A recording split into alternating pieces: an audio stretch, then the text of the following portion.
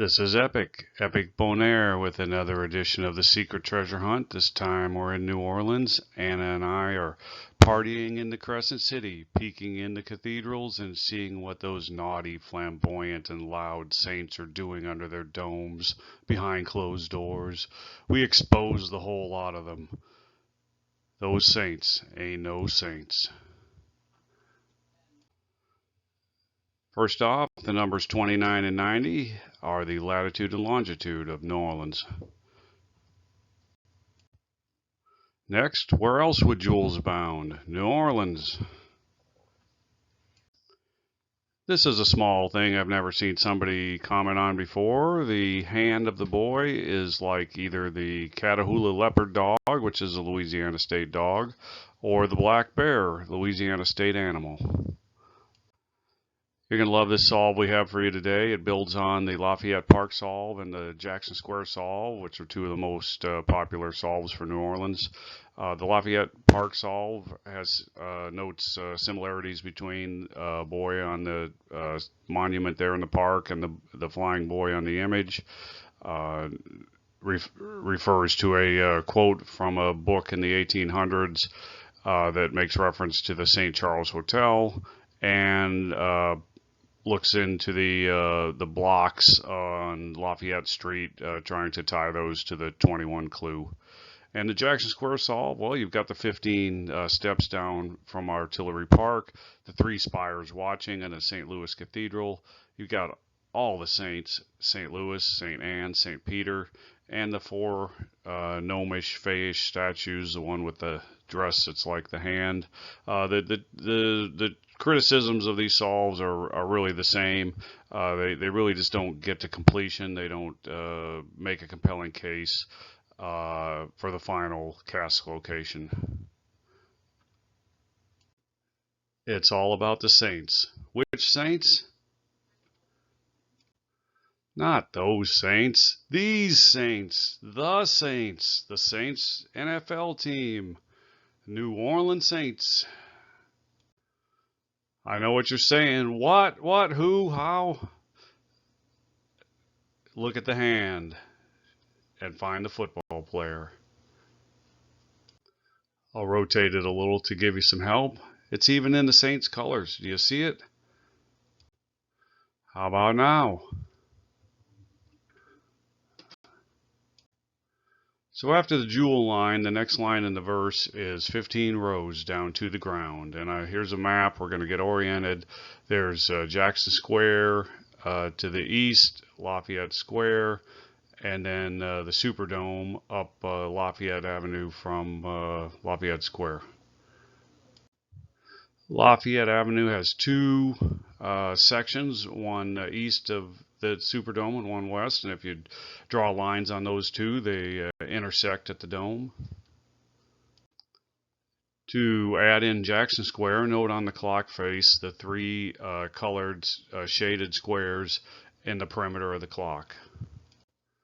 Now rotate the clock to orient it the same as Jackson Square.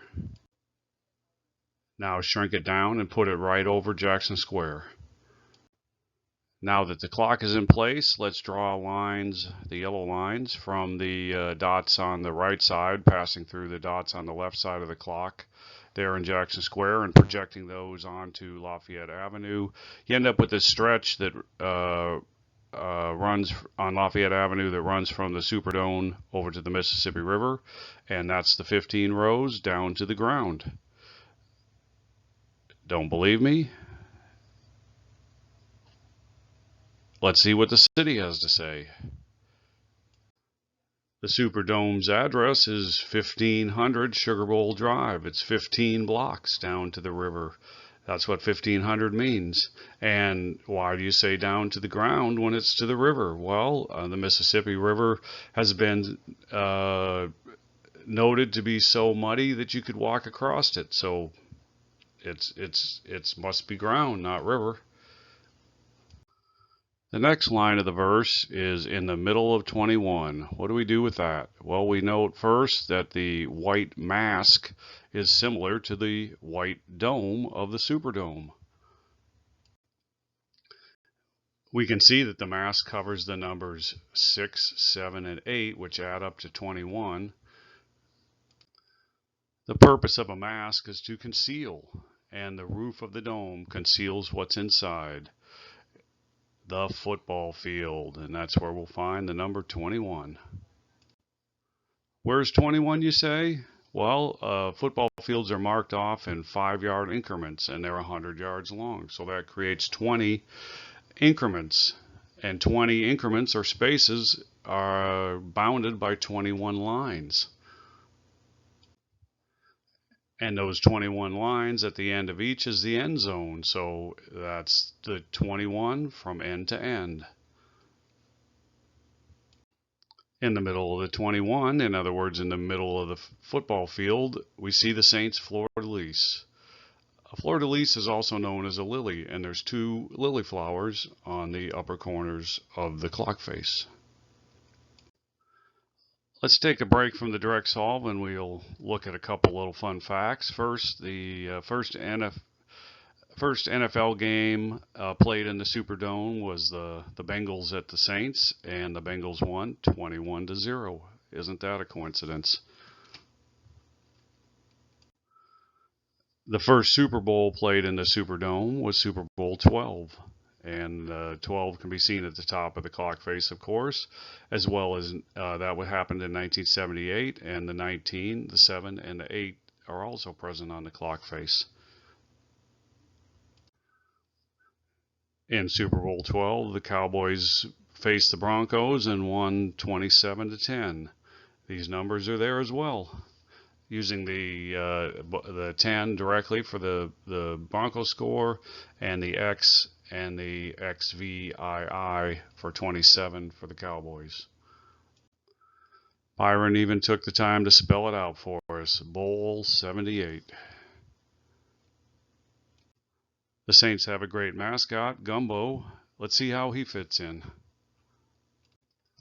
New Orleans is known for its great gumbo and other good food, as hinted at by the checkerboard tablecloth in the background of the image and the fork and spoon shown by the hand. In case you're confused about where we are, there's an L and an A indicating Louisiana, and in the lower right there's a dog's head that has an outline shape very similar to Louisiana. Good food and a dog's head? That must be gumbo. Before the Superdome was built, the area of that part of town was mostly a cemetery, and when they built the Superdome, they had to move hundreds, if not thousands, of bodies and rebury them elsewhere. The mask image looks like a ghost, hinting to the idea that the Superdome possibly is haunted due to all the disturbed graves. Back to some more fun with the numbers. 90, 29, and 19. Those are the 3 numbers on the clock face. Sure, they were the latitude and longitude, but they're also US Highway 90, which runs right next to the dome. And then the other 2 are hinted at by subtraction. 29 minus 19 is 10, and I-10 runs right next to the dome. And 90 minus 29 is 61, and Highway 61 runs just to the north of the dome. Back to the verse, only 3 stand watch. Well, those could be the 3 coaches, the head coach, the offense coach, and the defense coach on each team. Or the 3 that stand watch could be the 3 fleur-de-lis on the New Orleans city flag. As the sound of friends fill the afternoon hours, well, of course, that's the afternoon games in the stadium. Fans are loud and raucous. And the second hand on the clock points to the number 3. And that's not really the number 3 because it's a second hand, so it really is 15 seconds. Now, a lot of these types of clocks don't have a second hand. This one does. So when it points to 15 seconds, you could also think of that as 15 minutes. The 15 minutes per quarter of a football game and the 4 quarters equal the 60-minute total game time. The next part of the verse is the quote from the 18th century book, which was thought by some to be a reference to the St. Charles Hotel. The quote is, "Here is a sovereign people who build palaces to shelter their heads for a night." What a perfect description of the NFL. Sovereign means all powerful, and the NFL certainly within its sphere is all powerful. They make the rules, they enforce the rules, they issue fines. They build these stadiums for all the teams. I know the teams mostly build their own stadiums, but you know it's hand in hand with the NFL deciding where the teams are and all that. To shelter their heads for a night, to shelter their teams or their managers for a night, and not like overnight, but just for on an infrequent basis. I think that's what it means, which is a perfect description. They build these gigantic stadiums and then they're rarely used, once a week for part of the year. All right, Epic, enough is enough. So where's the cask? Okay, let's get down to it. So overlay the clock image on the Superdome. And as noted previously, the 6, 7, and 8 add up to 21. And I've noted there are 4 numbers on here. Those are the numbers of the 4 garages in the corners of the Superdome. Now I've inverted the image so that the 21 reads backwards, so it aligns with the 2 and the 1, the garage numbers. And by doing so, then the arrow with the N around the perimeter of the clock now becomes an appropriate north symbol, and it's correctly oriented up, being north. In this orientation, when you read the word preservation, which is now backwards, there are 6 letters on one side of the V and 5 letters on the other side of the V, which matches up with garages number 5 and 6 at the Superdome. And as noted, the clock hand points to the V, which is 5 in Roman numerals, indicating the cask is adjacent to garage 5. Next in the verse, gnomes admire, fays delight. You got the numbers on the garage, like here the sign says garage 6, but what are these letters? Well, the gates, the entrance gates to the Superdome are designated with letters. Let's take a closer look. Gnomes admire. That's a G and an A, and we've got entrances G and A circled here. Fays delight. Got F and D circled here. Gnomes admire, fays delight.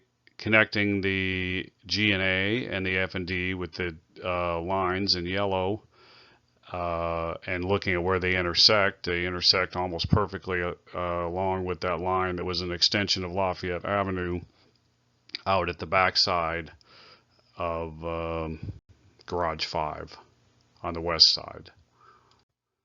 Zooming in a little closer, we can see that these lines all converge into a narrow area of trees on the west side of Garage 5. Looking at the northwest end of the garage complex, where garages 5 and 6 are located, there's a total of 42 columns across the width, 21 columns per garage.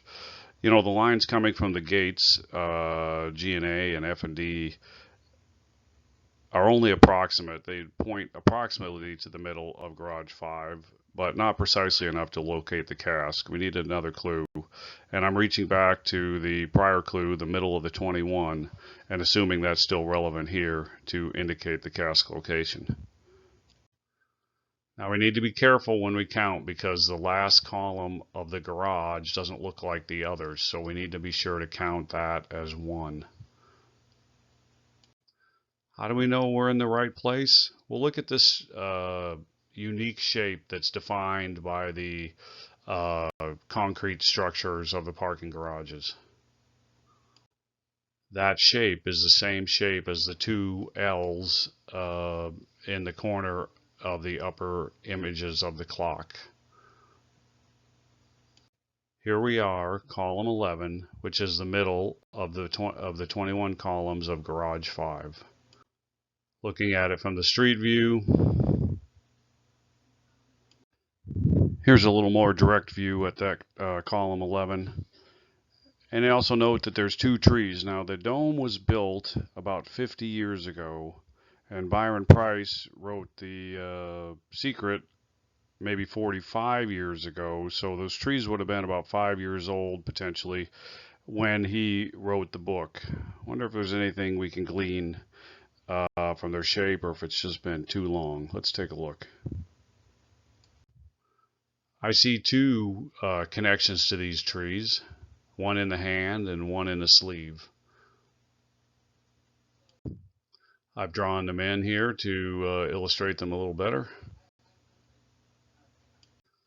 So where's the cask? Well, I note the boy has two black feet, and then his hand looks like a foot. If you look at it closely, it doesn't really look like a hand. It looks like a boot or something, or a shoe. And so if you say he's got 3 feet, maybe the three numbers that he's pointing to are a representation of a distance in feet from that middle column. So you've got a 10 and a 4 and a 5 add up to 19 feet. So if you were to measure off 19 feet from that column, it appears to put you right in front of the tree. As hints to dig by the tree, you have a spoon and a shovel.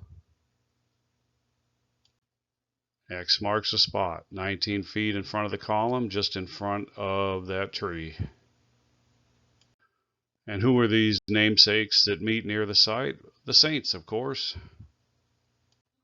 Please don't dig without permission. What about the Saints and their NFL games? Those naughty, flamboyant, and loud Saints. Those were the NFL Saints. Did you catch that? There's even a football in the stained glass window. Well, it's not football season yet, so Anna and I decided to try a few hand grenades just to pass the time, see what developed. And the title of this episode, They Ain't No Saints, that came from the fact that after the dome was built for about 15 years, the Saints were a very poorly performing team, bottom of the league, won hardly any games. It was so bad that the fans in New Orleans started wearing bags on their heads with the names Aints on the bags. That must have been rough. Catch you next time.